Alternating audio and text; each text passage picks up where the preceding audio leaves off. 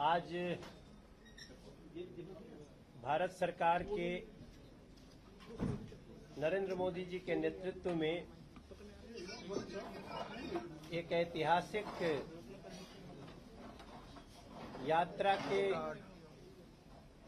इस पड़ाव पर जब हमारे देश के यशस्वी प्रधानमंत्री नरेंद्र मोदी जी देश के चुने हुए प्रधानमंत्री के रूप में प्रधानमंत्री कार्यालय में सर्व करने का, वहां रहने का, कार्य करने का देश का पुराना रिकॉर्ड तोड़ चुके हैं। और उस व्यक्ति का नाम है नरेंद्र मोदी, जिन्होंने रिकॉर्ड तोड़ा है। वो पिछला रिकॉर्ड था नेहरू जी का 4,398 दिन का, नहीं माफ करिएगा, ठीक है ना, 4,398 दिन का, जिसको आज से 4 दिन पहले नरेंद्र मोदी जी ने उसको पार कर लिया है। और ये भारत के किसी भी व्यक्ति के लिए एक बहुत बड़ी बात है। हम उत्तर पूर्वी दिल्ली लोकसभा के अपने जिलाध्यक्ष द्वय सहित अपने लोकसभा के माननीय विधायकगण, माननीय मोहन सिंह बिष्ट जी, माननीय अजय महावर जी, माननीय जितेंद्र महाजन जी, सूर्य प्रकाश खत्री जी, कपिल मिश्रा जी, इनके साथ साथ हमारे इस लोकसभा के सभी माननीय पार्षद गण के तरफ से हम लोग नरेंद्र मोदी जी को बहुत बधाई देते हैं।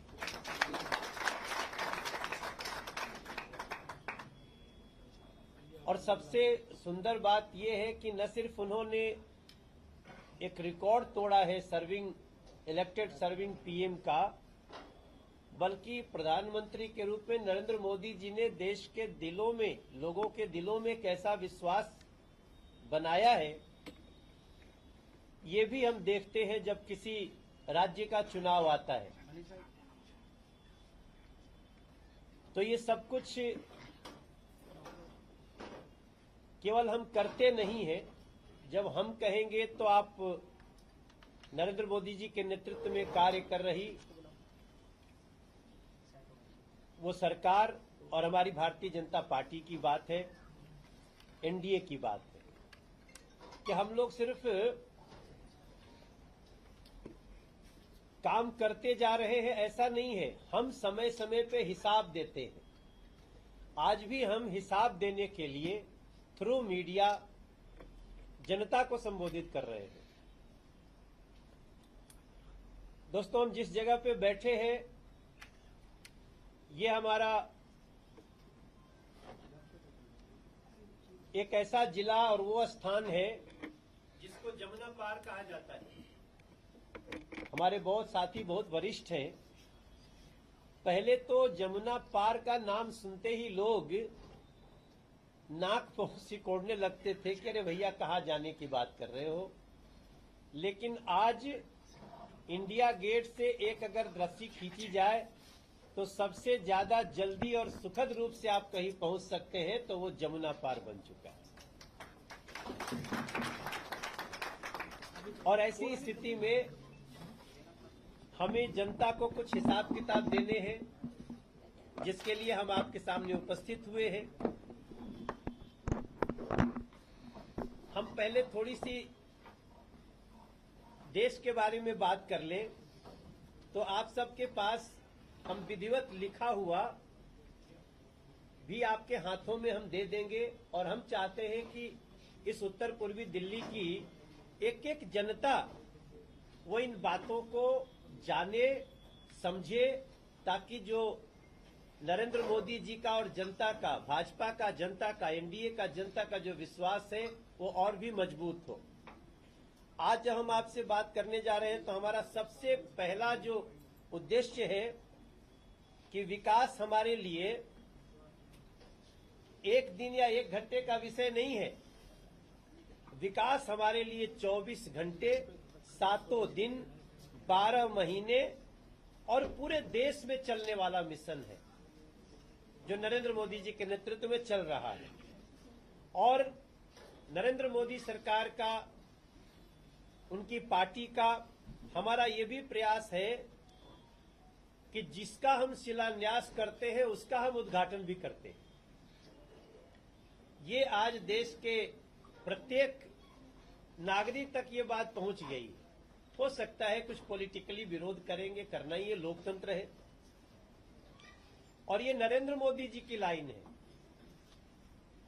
कि हम जिसका शिलान्यास करते हैं उसका हम उद्घाटन भी करते हैं।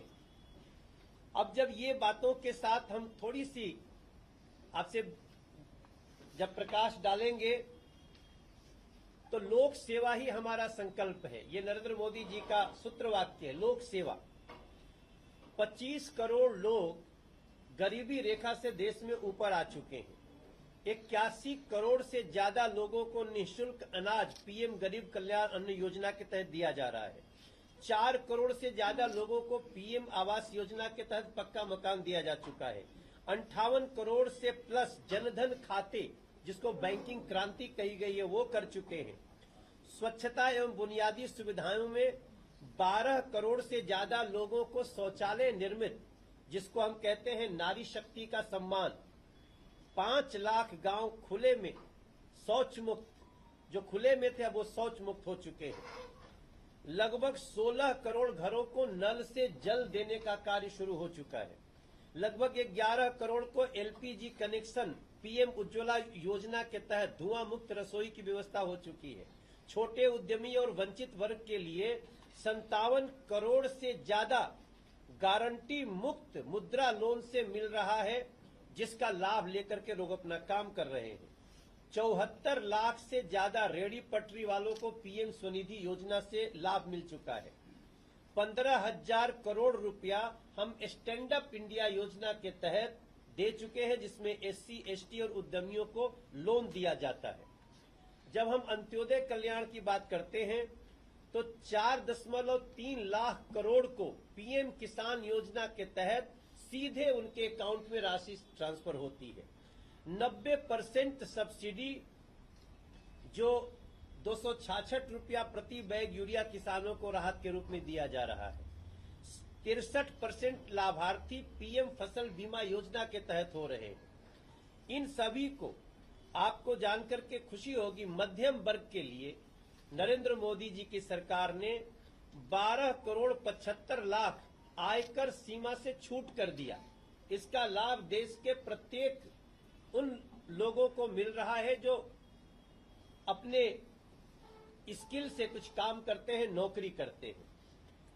2 लाख रुपया प्रति व्यक्ति वार्षिक आय से हम लोग इसको 86,000 से 2 लाख रुपया प्रति वर्ष आय कर चुके हैं। 1 करोड़ घरों में पीएम सूर्य घर की योजना लग चुकी है। 30 लाख लोग पीएम विश्वकर्मा योजना से पारंपरिक कारीगर उसका लाभ उठा रहे हैं। स्वास्थ्य और आयुष्मान की बात करें तो 60 करोड़ से ज्यादा पीएम जन आरोग्य लोग, जिनको 5 लाख रुपए का मुफ्त इलाज मिलता है। और इस संबंध में दिल्ली को भी, हमारे दिल्ली के हमारे नेता बताएंगे कि कैसे दिल्ली को भी आयुष्मान से अब जोड़ दिया गया है। इस प्रकार से हम जब सशक्तिकरण से सामर्थ्य निर्माण की बात करते हैं तो आपको पता हो 32 करोड़ प्लस महिलाओं के जनधन खाते खोले गए। 32 करोड़ प्लस, 3 करोड़ प्लस लखपति दीदी बन चुकी है इस देश में। और अगले 5 साल में हमें, और अब तो कहिए 4 साल में हमें 3 करोड़ का और टारगेट पूरा करना है। हम पीएम सुकन्या समृद्धि, ये जो खाते बेटियों का सुरक्षित भविष्य खोलते हैं, 4.5 करोड़ को खोला जा चुका है। बेटी बचाओ बेटी पढ़ाओ खाली हमारा कहने का नहीं है, 4.5 करोड़ बेटियों के अकाउंट खोल चुके हैं। और इस प्रकार से 105 करोड़ प्लस सैनिटरी पैड मात्र 1 रुपया में देने का काम नरेंद्र मोदी जी की सरकार ने शुरू किया। तो इन सारी चीजों को महिला सशक्तिकरण कैसे होता है, केवल कहने से नहीं होता है मेरे भाई बहन। आप देखिए, जो 918 लिंगानुपात था, 1000 पे 918 महिलाएं, अब इस देश में 929 महिलाएं। इतनी बड़ी उछाल मात्र 2014 के बाद देखने को मिला है। इस तरह से 3000 से पहले 3000 महिलाएं सुरक्षा बलों में होती थी अधिकारी, आज आपको जान के खुशी होगी 11000 महिलाएं सुरक्षा बलों में अधिकारी। तो जब हम युवा शक्ति की बात करते हैं, भारत दुनिया का सबसे युवा देश है। आप सबको पता है, जो यंग लोगों की एज है वो दुनिया में सबसे ज्यादा भारत के पास है, और इसका 33.5 लाख करोड़ रुपए 120 बड़े स्टार्टअप्स का उनको दिया गया है, स्टार्टअप शुरू करने के लिए, कि आप नौकरी मांगने वाले ही क्यों, नौकरी देने वाले बनो। और उसके तहत 33.5 लाख करोड़ रुपया उनको उस मद में दिया जा चुका है। 1.60 लाख करोड़ मतलब 1,60,00,000 सेमी कंडक्टर मिशन निवेश में किया गया है, जिसके कारण आज हमारा देश चिप भी बनाने लगा है। दोस्तों, इन सारी चीजों के साथ जो SC, ST और OBC के हमारे वंचितों को वरीयता है, 15,000 करोड़ रुपया जनजातीय कल्याण बजट में दिया गया है, जो 2014 की अपेक्षा 243% ज्यादा है। कितना परसेंट? 243% ज्यादा है। 12 लाख से ज्यादा परिवारों तक PM जन मन से आवास, स्वास्थ्य, आजीविका योजना को मूर्त रूप दिया गया है। जो सशक्तिकरण से सामर्थ्य की बात करते हैं, मैंने कहा 32 करोड़ जनधन खाते महिलाओं के खोले जा चुके हैं। तो इस तरह से हम जो आज आपको जानकारी लेके आ रहे हैं, उनमें जो सबसे सुंदर बात आ रही है, उसको आप देखेंगे कि इंफ्रास्ट्रक्चर की क्रांति भी देश में बहुत महत्वपूर्ण है। और इंफ्रास्ट्रक्चर तो ऐसा है कि मुझे डेटा वाइज पढ़ने से ज्यादा आप बस किसी विपक्षी नेता को भी इस समय भारत के एक्सप्रेस हाईवे पे घुमा दो, वो पूरा होते होते ना भाजपा ज्वाइन कर ले, तो आप बताइएगा।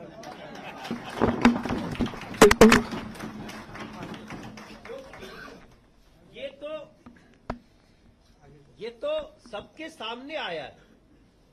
और हम जहां बैठे हैं, जिस यमुना पार को लोग कहते थे, कभी हमको मोहन सिंह बिष्ट भाई साहब ने कहा था कि वो सारे कुछ ऐसे शब्द थे कि सारे दुखिया, हाँ ऐसा।